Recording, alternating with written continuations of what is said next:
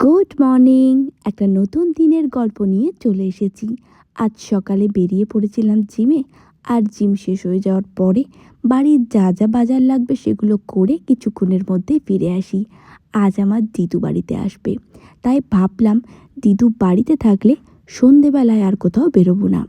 বাড়ি ফেরার কিছুক্ষণের মধ্যেই সকালে যা প্রি ব্রেকফাস্ট করা হয়নি সেগুলো করে, আর সকালবেলা একদম কিছু খাওয়া হয়নি বলে মাকে বললাম আজকে প্রোটিন পাউডারটা দিয়ে দাও।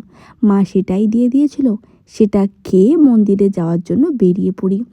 আজ তো যাই হনুমানজির কাছে, তাই ওনার জন্য মিষ্টি আর ফুল নিয়ে কিছুক্ষণের মধ্যেই সেখানে পৌঁছে যাই।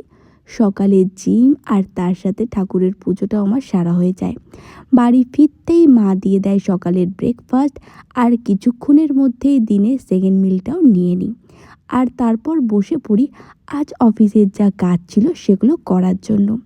কাজ করতে করতে দুপুর যায়, মা দিয়ে দেয় দুপুরের খাবার। সেটা খেয়ে নিয়ে অফিসের বাকি যা কাজ ছিল সেগুলো নিয়ে বসে পড়ি।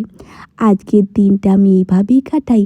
আমার এই ধরনের ভিডিও ভালো লাগলে ভিডিওটা লাইক শেয়ার করে আমার নতুন চ্যানেলটি সাবস্ক্রাইব করে পাশে থেকেও ভালোবাসা দিও। Thank you.